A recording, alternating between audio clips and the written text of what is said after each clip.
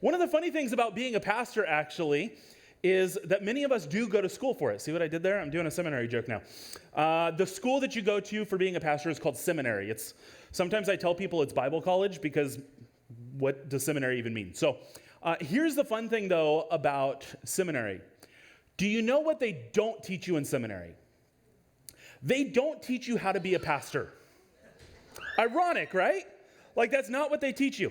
You go to school and there's plenty of emphasis on theology, maybe some on preaching, maybe some on teaching and on counseling, maybe even some practical things like doing weddings and funerals, and not actually like finding dead people to do funerals, but like, teaching you how, if that happened, what you would do, okay? Just to clarify that part. And so you go through that stuff, but not the actual pastoring part. And so I remember I got the job here. And I sat down for my first staff meeting. I walk in the room, and we met in Remedy at a ping pong table, okay? True story. This is how we were having our staff meetings. And I sit down for the staff meeting, and I've been a part of plenty of staff meetings over the course of my life. But no one had ever taught me how to run a staff meeting. And so I remember sitting down, and I had some things prepared, but I remember sitting in that room, seeing all these faces staring at me, and thinking why are we here? What are we doing? Something is supposed to happen in this meeting, and I'm not entirely sure what. And yet, as I'm all right, let's go, let's do this, everybody's all right, go ahead.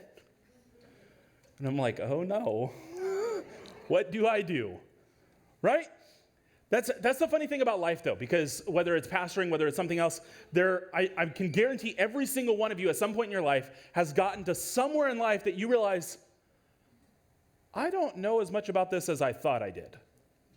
You get into it, you thought you were prepared, and then you step in and you realize you have so much more to learn. And there is no place where that's more true than in your relationship with God, right? If any of you have ever gotten to a place in your relationship with God where you're all right, I think I've got this figured out, he's no, you don't. Every time.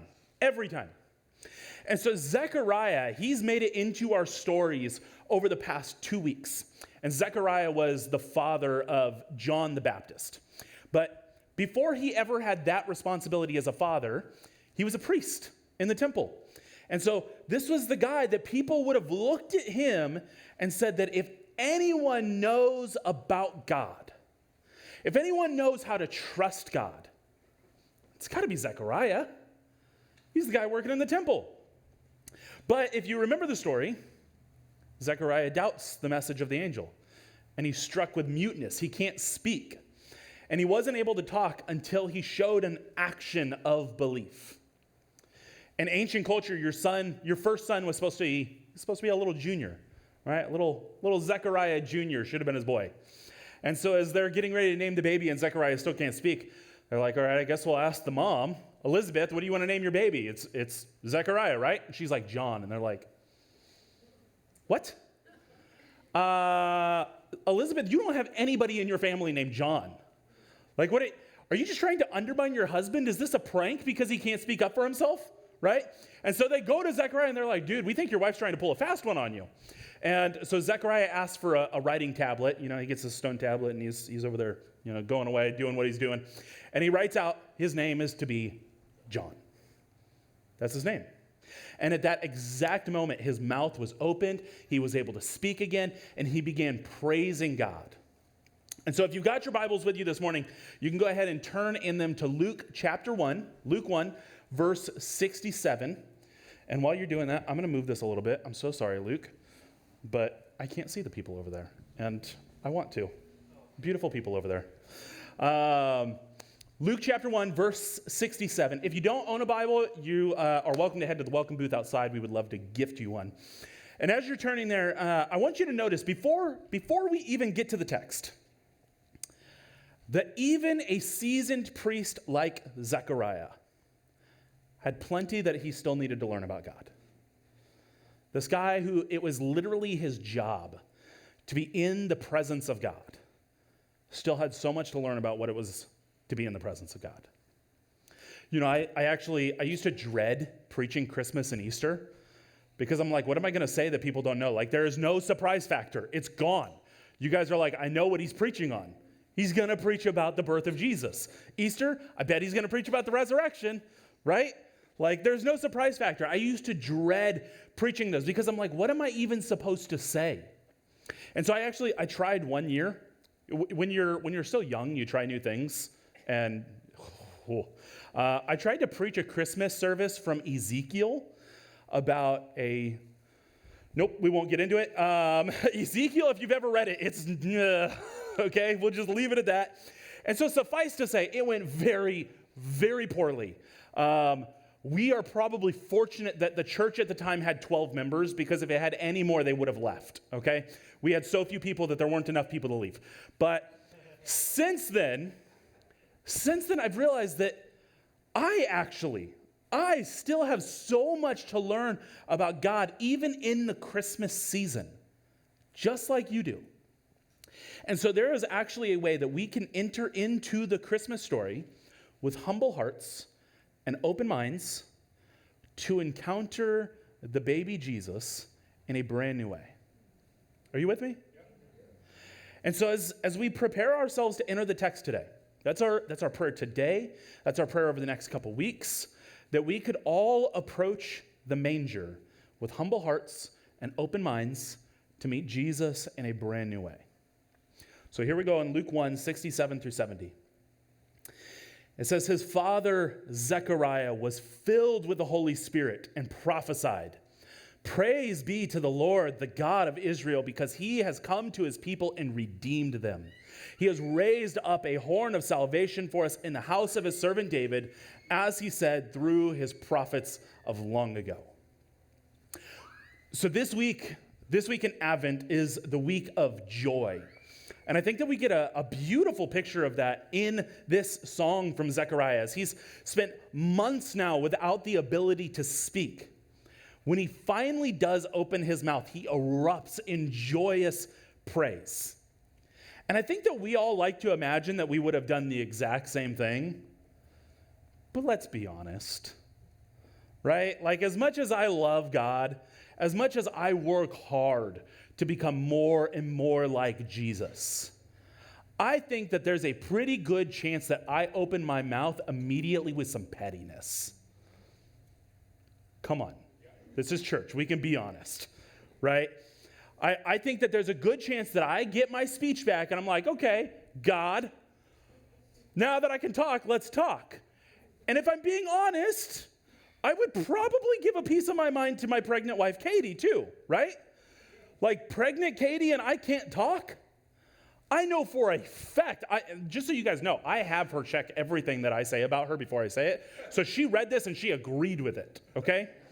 I know for a fact that pregnant Katie, if Seth could not talk, she would be like, hey, honey, will you rub my swollen feet? You could just say no if you don't want to. Right? Otherwise, I'll just assume that you want to spend a good amount of time rubbing my feet. Hey, honey, would you go to the store and get those chocolates that I like? You could say no. But okay, since you're not, I guess you want to. Hey, honey, were you going to finish the cheesecake in the fridge? Okay, I'll just take your silence as a no. That's fine. Thanks, honey, right? Like, don't you be touching my cheesecake, okay? It's my cheesecake. And I kind of think that this is why God waited until Zechariah and Elizabeth were old, because he needed to make sure that they had a really solid marriage before he went in and did something like this, right? They got to have some years under the belt before you can have pregnant wife with mute husband trying to figure out how to be married together. But in all seriousness, I actually think that the silence of Zechariah functioned as a way for Zechariah to draw close enough to God, close enough to the God that he thought he already knew, that he got to know him in a brand new way. It's for exactly that reason that the exact moment that Zechariah got his voice back, he was filled with the Holy Spirit and he prophesied. Like, the words that he speaks in this moment aren't completely his own. As he prophesies, these words come out and they're intertwined with his knowledge of God, of the Old Testament, and of divine inspiration. And he begins by singing.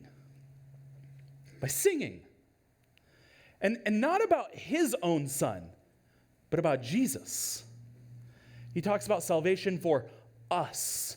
He talks about this horn that God has raised up for us.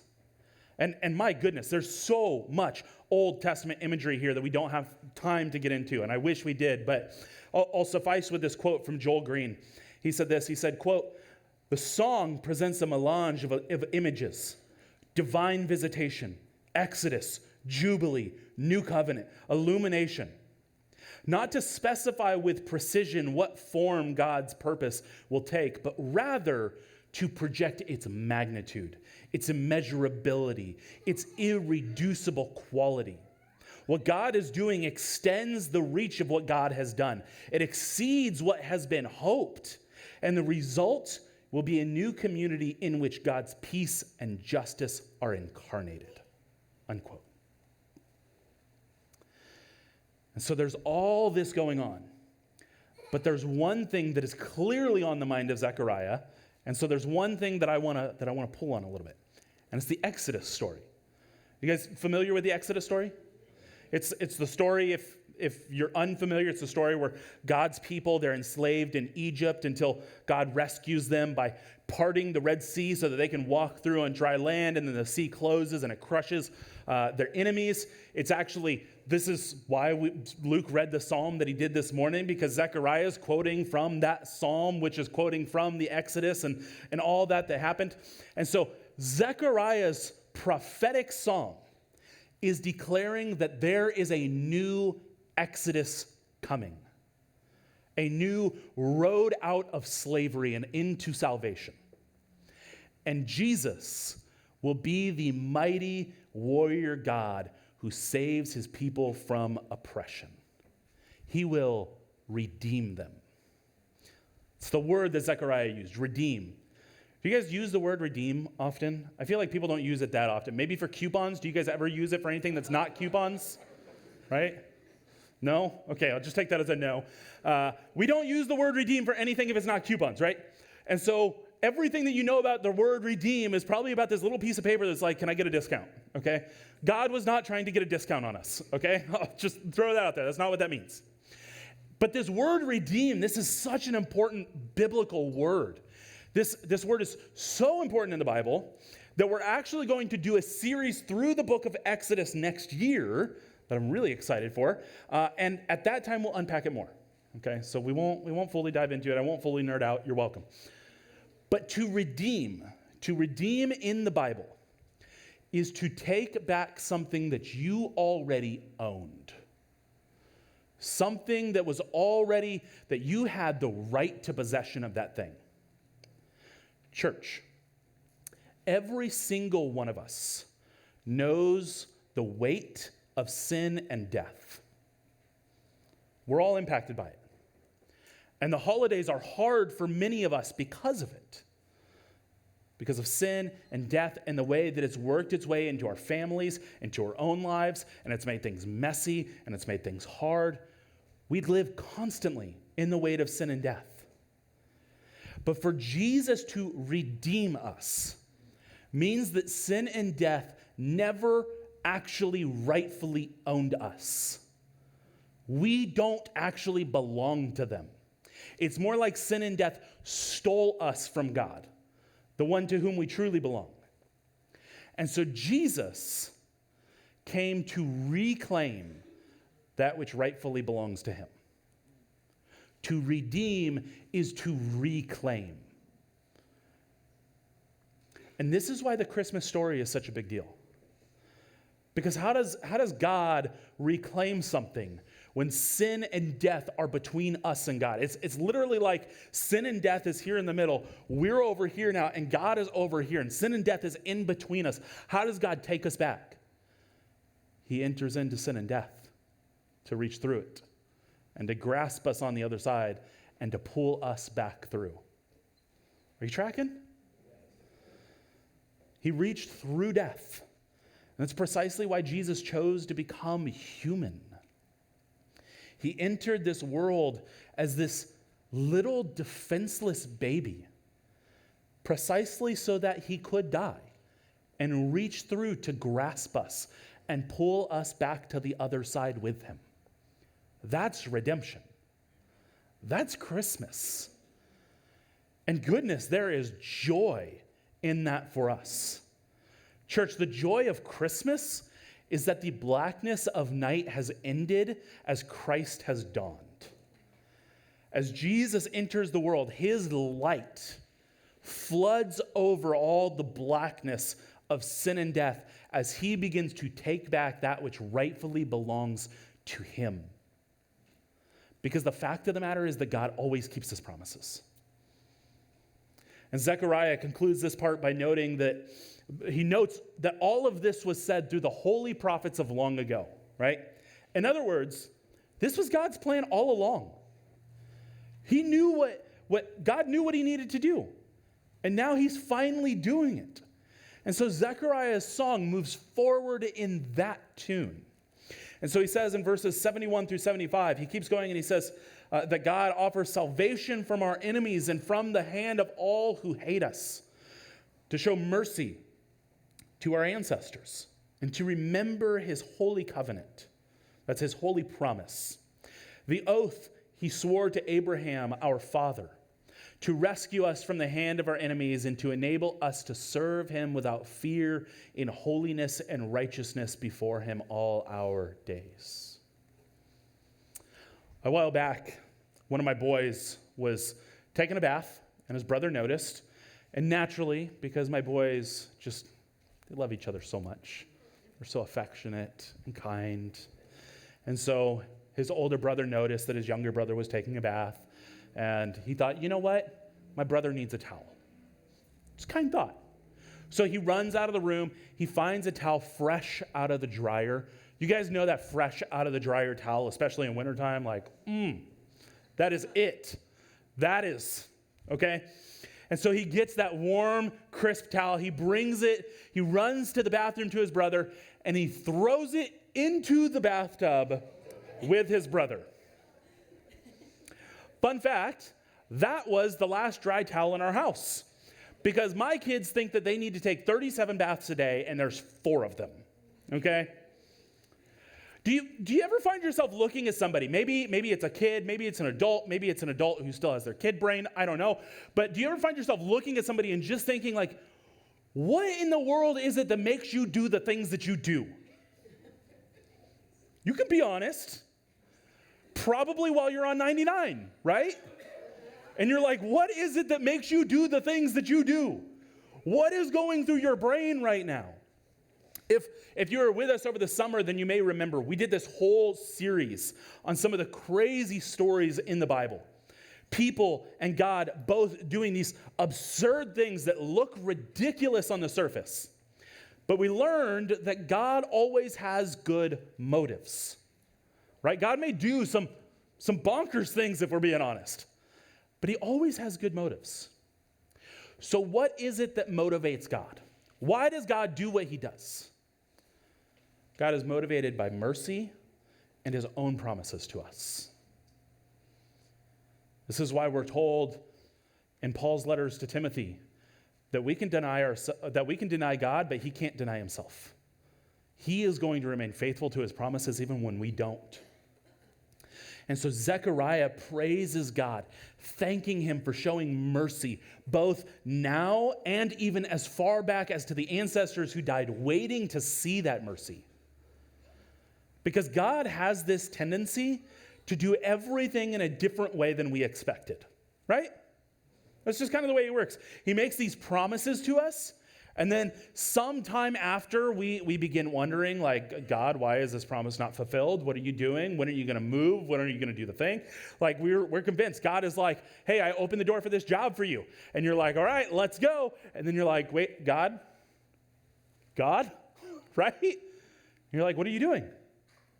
I thought you told me to take this step, right? And we start questioning, we start doubting, we start wondering.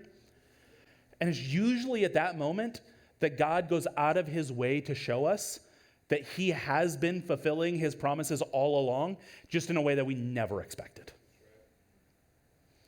And so the ultimate why does God do what he does? The reason, the one thing that I wanted to point at was the Exodus, is because that specific language is littered all over this song from Zechariah. It was the core of these people's hope. Like we have two holidays that we really celebrate as Christians. This is not a trick question, okay? What are those two holidays that we love celebrating in the church? Christmas and Easter, okay? For somebody like Zechariah in that ancient time, you had the Exodus. And so you celebrated that with Passover. That was their holiday. That was their thing. That was the core of their hope. We celebrate this every year because we want to remember that God saves, that God keeps his promises, that God delivers his people. And so if you recall, back in that story in Exodus, Moses goes to Pharaoh and he does the whole let my people go and all of that. Do you remember what it actually was that Moses wanted all along? It was an opportunity to worship their God. Right? That's it. As God showed them love, they wanted to be able to show that love back to God through worship. They wanted the freedom to serve and worship him without fear. And that's a really, really big deal, because look at the last thing that Zechariah said in this portion that we just read. He said in verses 74 and 75, to rescue us from the hand of our enemies and to enable us to serve him without fear and holiness and righteousness before him all our days. This is the culmination of the past few weeks of Advent. Whether we realize it or not, we are longing for the freedom to simply be who we've been created to be in the presence of the one who created us. We hope, which was the first week of Advent, we hope for a time when we can fully live into that peace, which was the second week, and we long for the joy of that reality, which joy is this week, if you didn't catch that. Listen, I never want to paint this picture of the American church as this place where we're being deeply persecuted for our faith, because we can look around the world and we can see that compared to so many others, we've got it easy. It is easy to be a Christian compared to so many other places around the world.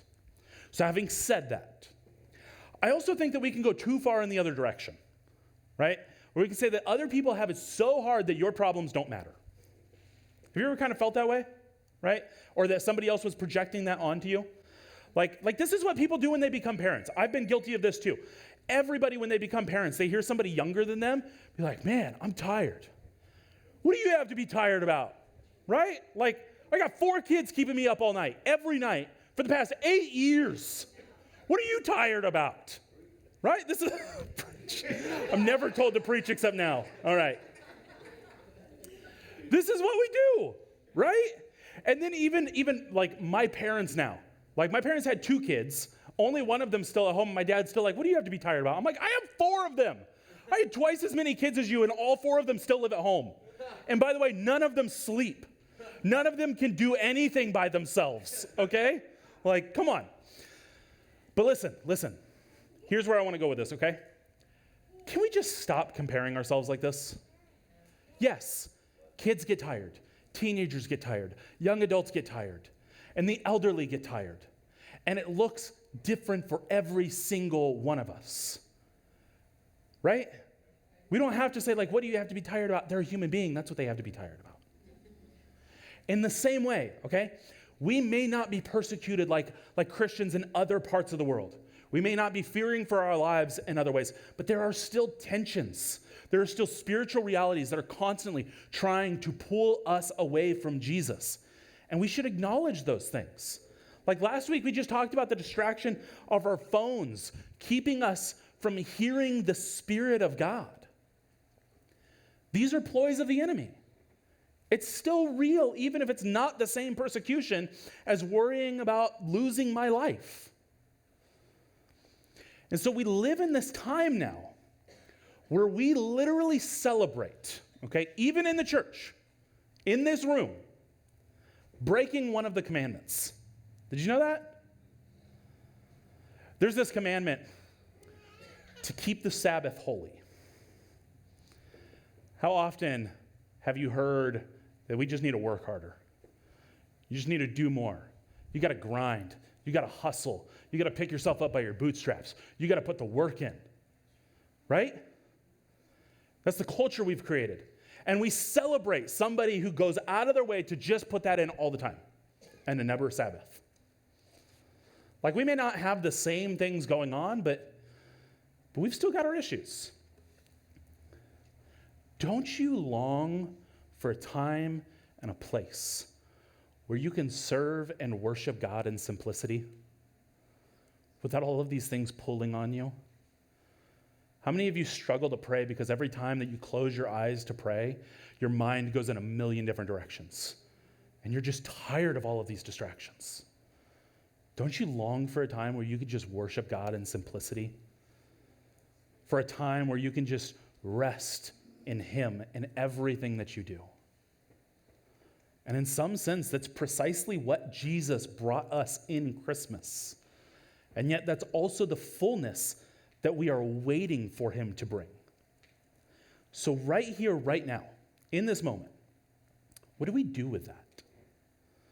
This is where it becomes our job to step into the Christmas story, to step into the story of Jesus. Zechariah shifts his attention.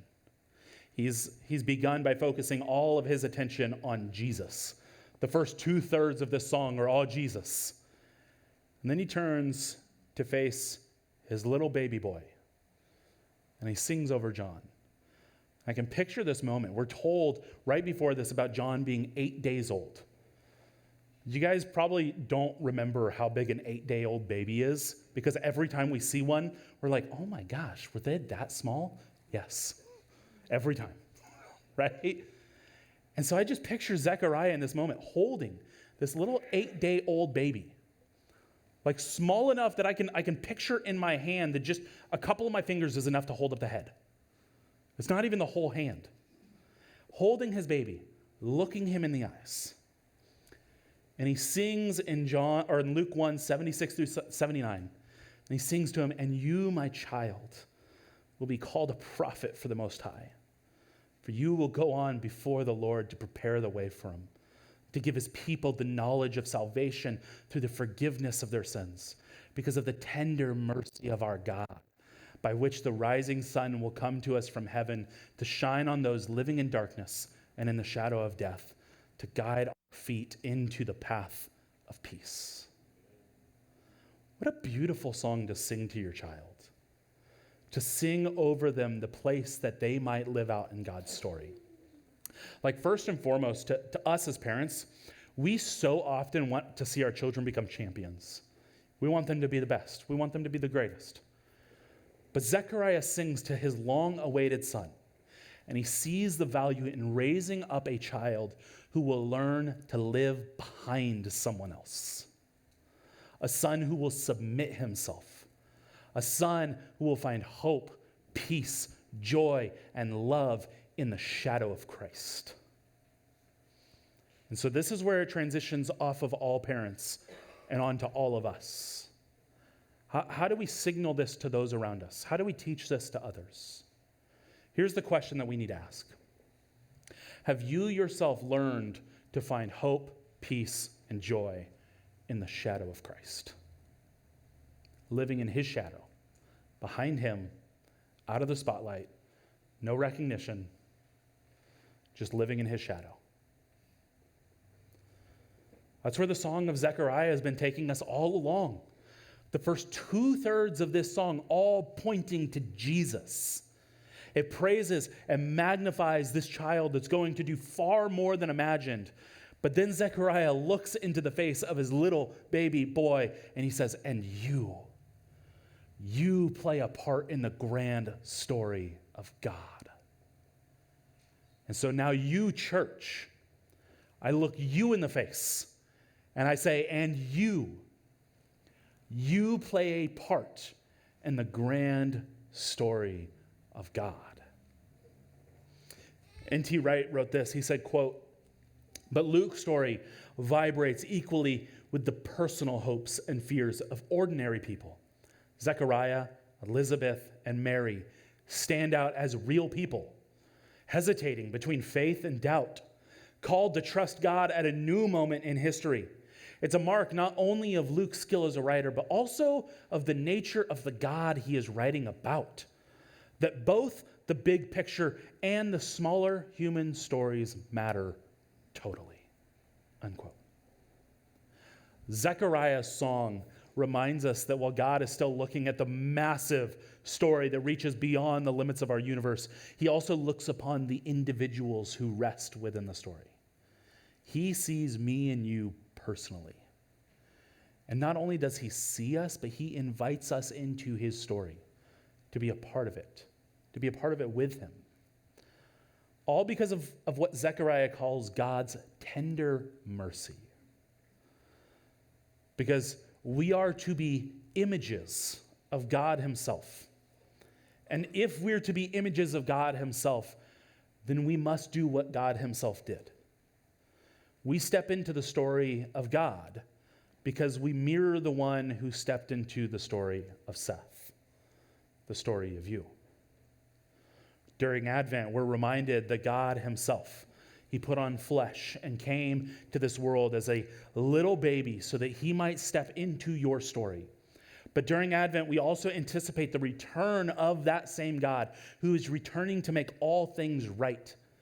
And yes, he is coming to right everything in all of creation, but there is no part of your story that he does not touch. The Bible has given me a million reasons to believe that when Jesus returns, he does so with a clarity of mind that says, I want to enter into Seth's story. And you have every right to insert your name into that. But Jesus wants to enter into your story. And so this Advent season is your opportunity to meet Jesus in a brand new way, to invite him into your story. We invite him as we wait for him to write all things in our stories when he returns again. But we also invite him into the messiness of my story right now. Like sometimes we feel like we can't invite Jesus into our story because it's just too messy. It's just too messy. But one thing about your life is that it's not a manger. It's not a manger. Don't forget that Jesus knows messy. And he's not afraid of it. He gladly steps into the mess. So some of you need to invite Jesus into your story for the very first time. You need to welcome him in and hand over the keys of your life so that he can do in and through your life what he knows is right. Because you've probably realized by now that you don't. You don't have all the answers to life. And so do you. Romans 10:9 and 10 tells you that if you confess with your mouth that Jesus is Lord and believe in your heart that God raised him from the dead, you will be saved. Amen. And that is your invitation today. For the rest of us, maybe you've invited Jesus into your life, but maybe you've never accepted his invitation for you to enter into his life, to step into his story, to be a part of his grand mission to make all things right. And so maybe as we rethink the Christmas story and consider how we might see Jesus different this season, maybe that's precisely the way that you need to meet him in a new way, to step into his story, his mission, and play a part in the story that he's still writing. A few takeaways for us this morning. Number one, invite Jesus into a messy part of your story this week. Find that place. That maybe it's messy because of sin. Maybe it's messy because of family dynamics. Maybe it's messy because we just make bad mistakes sometimes, right? Invite him in. Like actually say the prayer and say that Jesus, this is a part of my life that I don't know if I fully invited you into it. So right here, right now, would you step into this part of my life? This messy area. Number two, ask God where he is inviting you into his story. What is your role to play in the grand mission of Jesus and the mission of God for all of creation? Ask him, Jesus, where do you want me to step in? Where do I play a part in this? Number three, identify one promise of God and meditate on it. And because I know that so many of you take pictures, There are a few options up there for you if you don't have any promises of God just off the top of your head to go meditate on. That's okay. We just threw a few up there. I'm not going to read them. You can go look them up on your own if you're going to take a picture. And I realize that we all think it's over right now, but number four, grab an ornament. Okay, if you weren't here before, we still have some ornaments at the welcome booth. For you to go grab one of those, write the name of somebody that you're praying will come to Christmas services on that ornament and hang it on the Christmas tree so that we can be praying over it. So that every time somebody comes in this building, they see that tree and they remember, I'm supposed to be praying for all of those names on that tree. And we'd be praying together. So invite Jesus into a messy part of your story this week. Ask God where he's inviting you into his story. Identify one promise of God and meditate on it. And get an ornament. Let's pray. God, we thank you that you are the God who redeems. You are the God who has come to us to reach through death and to grasp us on the other side. You are the God who makes new roads to lead us out of our own mess and into your salvation. And so, Jesus, we give you ourselves this morning. We ask, would you use us? Would you bring us into your story and do whatever you would like to do through us? And would you enter into our story? And would you purify us? Would you clean us? Would you forgive us? Would you make us new? As we hand ourselves over to you this morning, God, would you do with us whatever it is that pleases you? And it's in your perfect name that we pray. Amen.